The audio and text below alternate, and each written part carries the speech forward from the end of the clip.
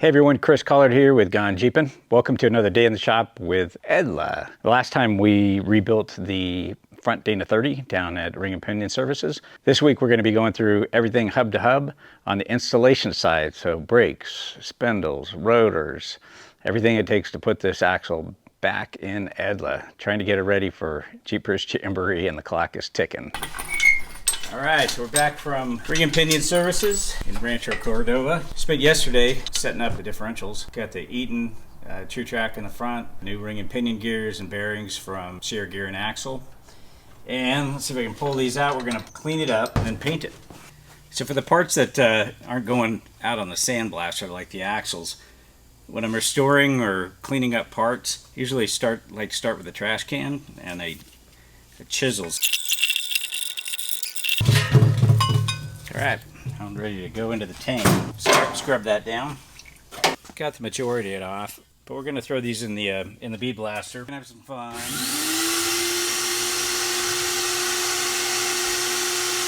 Get into my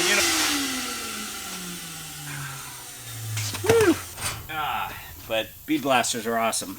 Came out pretty good. I want to make sure I'm careful not to hit the machine surfaces. Those are ready to go to the paint booth, which is outside. So we got all the front end parts done in the bead blaster, and we're going to clean them up, get any residual grunge or dirt off of them, a little brake clean. Last minute prep here before we put a coat of Rust-Oleum on them. Look at that, like brand new.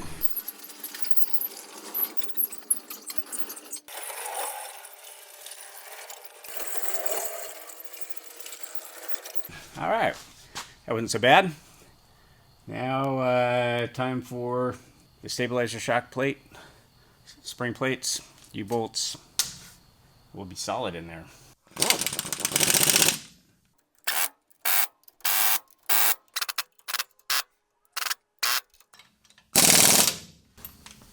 All right, it's almost midnight. I think I'm gonna call it a day. We'll see you guys in the morning. All right, good morning guys. So it's another day, same shirt, you know, SSD, same shirt, different day. But it's, you know, it's the Dead Tour, so the Rick and David show. We're setting ball joints. Got the axle in last night. This is an Orion kit that, I don't know, got it off of Amazon. But basically you've got this C-clamp unit that's threaded. We have a receiver cap on one end, the receiving end. You got the ball joint, and this tube sits over the tall end of the ball joint, and then your driver, and we're using an impact gun on this. I already just put the lower one in, and we're going to drive the upper one in. You just want to make sure everything's straight. You want to make sure that receiving cap is large enough diameter to fit over the end of the ball joint, and that it's centered. So we'll see how we do here.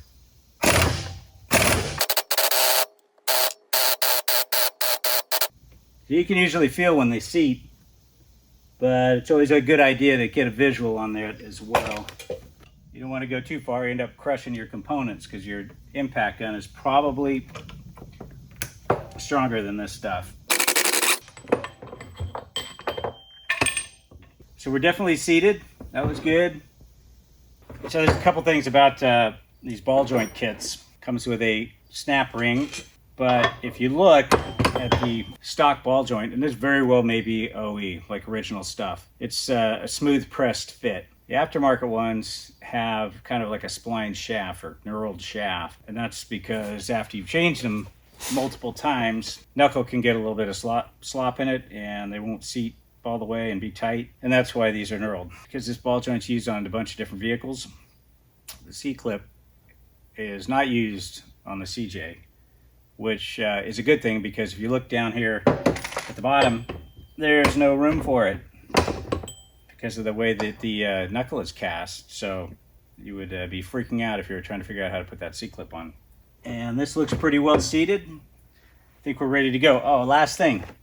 Don't forget to take the little rubber grommet off of the end when you're pressing them on, because that's the press surface, and you wipe out the little dust booty. That one's ready to go on.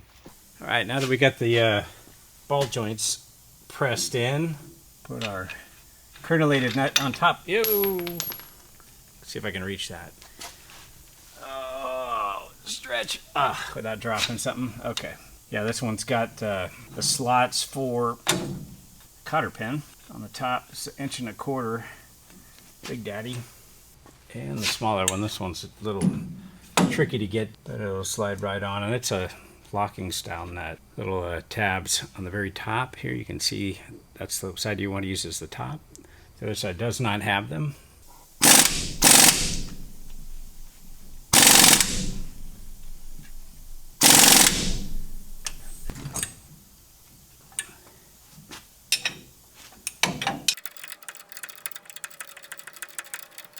So you can feel when they start bottoming out, when they're fully set in their taper. The bottom one does not have a cotter pin either. Just bringing that around so you get the cotter pin in. Just about ready for some steering arms. Alright, standard bearing or seal driver kit. Just want to make sure you're looking nice and square when you get started. They usually seat on their own pretty good.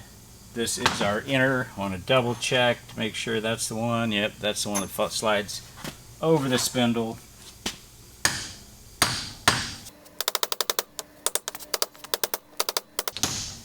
Keep it going in straight. Sometimes this handle just doesn't do it. It wants to, you know, even your hand's not perfectly squared. So just tap it around the outside. Once it gets started in its happy spot there, you'll be able to hear it when it seats. Right there, you can hear that.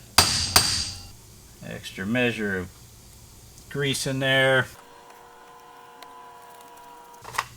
And our seal, SKF seals. Like I said, in my opinion, can't have too much of that grease in there. I'm going to make sure that I also have the right seal. Seal rides on this. That's one of the reasons we had to get rid of this thing. This right here, this is where the oil seal rides, and that would be a problem. So just checking it for size. I don't have the new spindles in just yet, but making sure we're a nice fit there, and that is good. So when you're looking for the right size driver for a seal, you don't want to be too small. Actually, better to be slightly too big if you needed to, because it's going to drive the seal in and then stop right at the flange here. Whether that's seated or not, that's specific to the application. If you go with one that's too small, say for example, this one, you use that side of it, you're going to muster mount the inside of that seal, and it's not going to make a great seal. This one is actually pretty darn good, so that if I need to countersink it, if the seal sets in a countersink position, that's the one I'm going to use. But for starters, I'm going with something a little bit bigger, which is going to cover the entire seal. And try to get it as square as you can before you start.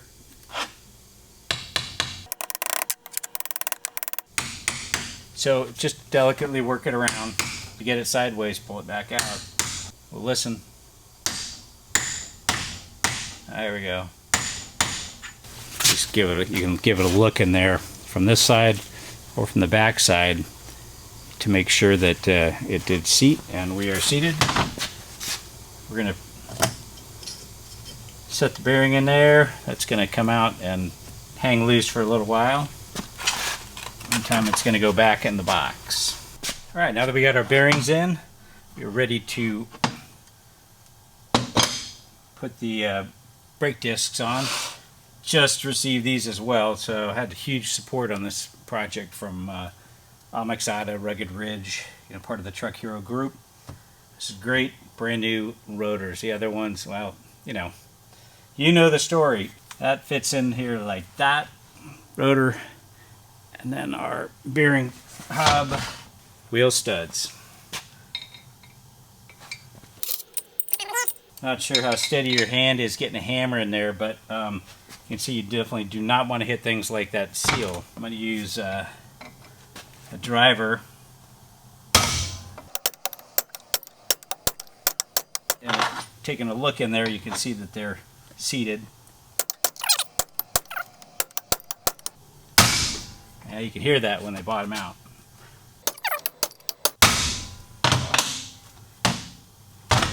And that's it. Exciting stuff here. 11th hour. FedEx just showed up. This package was supposed to be here yesterday, so it would only been the 10th hour because we got to be ready for Rubicon and Jeepers Jamboree in 48 hours. So it's all about the hours right now. Super cool. Spindle. Ah, it's a beautiful thing. I'll be back. Yes, spindles. So you can see the old one. We've looked at that a couple times already, but it was just in rough shape. Got new spindles from Onyx, Rugged Ridge. Beautiful thing. I actually wasn't sure they were going to make it, so I headed down to J&W Jeep Auto Wreckers the other day and picked up a set of used spindles just so I could put something on there that wasn't this. So this is awesome. What else we got in the box? Onyx came through. We got 2 calipers. This is another rotor, ball joints, the spindle nut kit and seal.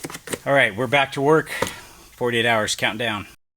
Now, as with everything that you're hammering in or pressing in, be gentle. Make sure it goes in straight or you're going to be disappointed.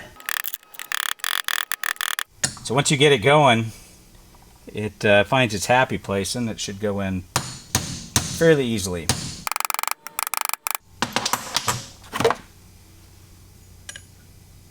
And this one is countersunk, just enough that you can put the seal on it, which goes into this recess.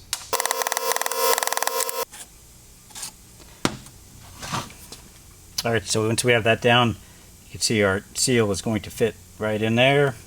And you're going to want to pack this with plenty of grease on this roller bearing. All right, so for assembling the axles, actually once you get the U-joints on, Sierra Gear or Ring and Pinion Services press the U-joints in. You get this seal and it goes in with the flat side facing the U-joint. But you see it's kind of a press, actually it is a pressed fit, and it's kind of difficult actually to get that on here. You're not going to be able to hit it with a hammer. You're going to have to find a tube, piece of pipe, something you can use as a press. I grabbed one of the adapters from my Orion ball joint kit, which fit nicely over the edge of this flange, and basically turn the axle upside down, and I'm pressing it on. It doesn't take a lot of pressure. You just want to make sure that it goes in square, because it's going to want to get wonky on you, one side or the other. If it does that, back off immediately. Otherwise, you're going to deform this collar. You can see this is starting to get a little bit cockeyed. I'm going to show you something real quick here. What I'm going to do, I'm going to take an Allen here, right size Allen. I'm going to slide it underneath the edge that is the low side, so it transfers the pressure, down pressure, onto the other side. So now that we've prepped our axles, we are ready for some install. One of the things I want to mention, there are 2 different discs. There's a thin one and a thick one, depending on the year of your CJ, and if it had a 2-bolt caliper mount or a 6-bolt like this one. 6-bolt, thick disc, 2-bolt, thin disc. How did I find that out? Trial and error. So we're going to start on the install. I usually like to have everything kind of lined up, so I'm going to zoom in so you can see what's going on here. We're going to slide these in, and these are not stock replacement axles, but they're not stock axles. These are from Sierra Gear and axle, and they are chromoly. Definitely a huge upgrade from the stock units. Remember, your axle seal is on the inside, so you want to be careful not to damage it. Now, it's always a little tight clearance. There we go. All right, now we're going to try to get these splines lined up. That's about it. A little snug. A lot of new parts here. All right, now once you got your spindles are going to go on next. Remember, we pressed in the needle bearing. A little bit odd, but I always like to put a little bit of RTV in there.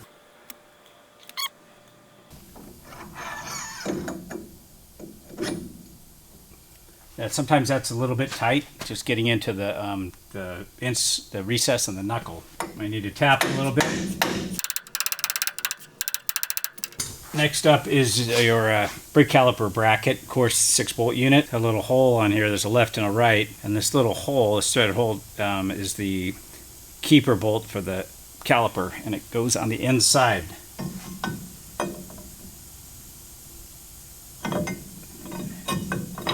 Just about like that. So I'm going to set this with a couple of bolts, a couple of nuts.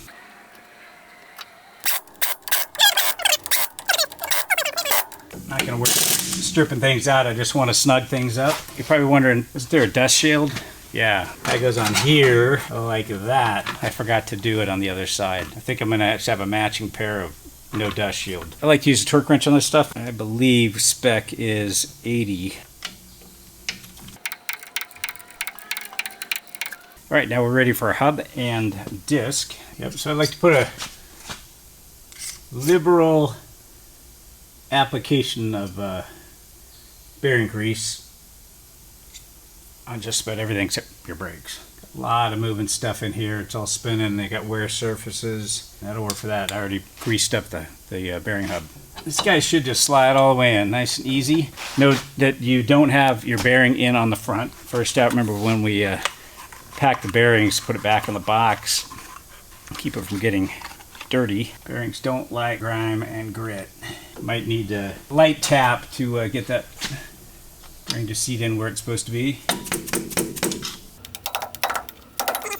When you're doing this, you want to make sure you're not hitting the brake. That feels pretty good, and it'll seat itself when we put the lock nuts on. I say I like to get things in order. You use these little magnetic trays in the order that they're going to go on the wheel. Have the bearing underneath, and you're going to get this wide metal washer. Got a little groove on it. That groove goes into the groove on the spindle. And just tap that in until you feel it seat. You get your first locking nut. And you might want to get a spindle nut tool. Pretty handy because this has to be torqued. There is a bearing preload. There's a new bearing spec and an old bearing spec. We're going to torque that to 50 pounds and then back it off. And now I was just using this torque wrench at 80 or 90 pounds. I always like to back it all the way off and then reset my torque wrench. Now it's just settling into the race. But that's my 50 pounds, and I'm going to back it off about 60 degrees, 1/6 of a turn. The next one is the locking washer. So it also has a groove for the slot. I'm going to take it over to the vise and just start the bend. We can drive this guy on. It'll give us a pretty good idea where we want to make that bend. Let me take that one to 50 as well. Look where the groove is on the spindle. Based on the little tab on the washer where I want the bend. So we're going to go about 45 degrees off of directly across it. So we put a very slight groove in it. That puts us pretty close to where we want to bend this tab out. So this is a locking tab. So we'll take that back to 50. All right, there's my 50. I have to bring you guys in close for this one. So that's what we're looking at.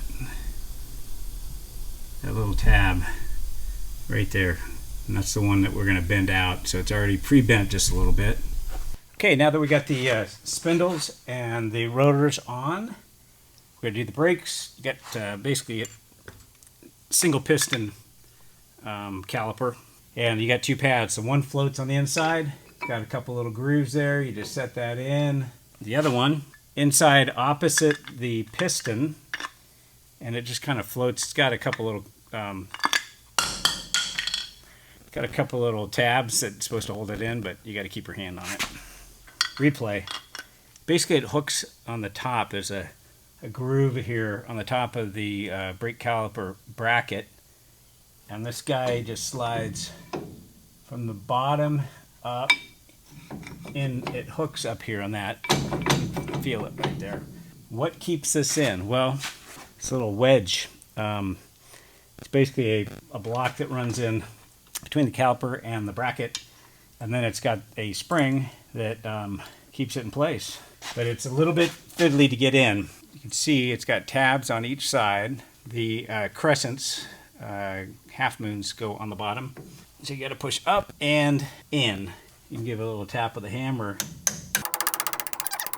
Spring loads everything in there. Now on the back here you've got a mounting hole. That's for the caliper bolt. I'm going to drive it across so that first half moon is centered over the bolt. Alright, so this guy, little Allen on the back side here, 1/4 inch. And this guy just keeps everything in place. Not a big bolt, so you don't want to torque it too much. I'm thinking no more than like 30 pounds. Alright, so now your calipers are on. You got nice easy rotation, little drag on the pads. That'll even itself out. Not as in wear, but when you apply the brakes. For the hydraulics, you got a banjo fitting right down there. You're going to want to pull that out.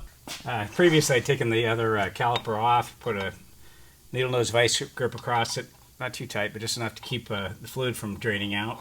This is the banjo fitting bolt. You see it's got a hole right there. Fluid goes through. It's got 2 brass or copper gaskets. Important to have those on them. One goes on the hex head. The other one goes against the caliper, and then the banjo fitting goes in between them. Alright, so you're going to have to get 1 wrench on the banjo fitting and then a 3/4 on the bolt that holds it. So you might have to jimmy that around a little bit.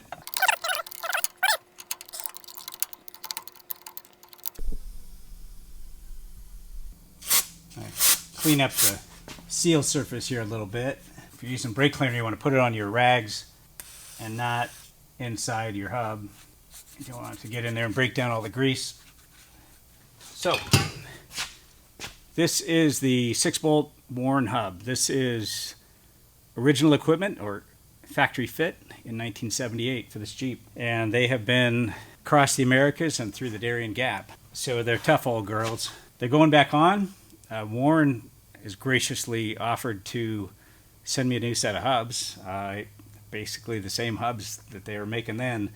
But they would like to put these in their museum. They have a museum in their facility in Clackamas, Oregon. And I think they're going to make a little display box and maybe a photo of Edla here as the hubs that survived the Darien Gap. So there's a seal for this. You can add a little silicone bead all the way around. Help creep the dirt out and the grease in. And we'll put our seal on and then add a little bit more silicone. So you got silicone on both sides of the seal. So it is splined. This is the business end of the axle. Give it a little tap with the mallet. All right, you got the 6 bolts. They're 9/16. And then torque them. They do not have to be gorilla tight, but they need to be tight. I'm just guessing 45 pounds. Pretty good.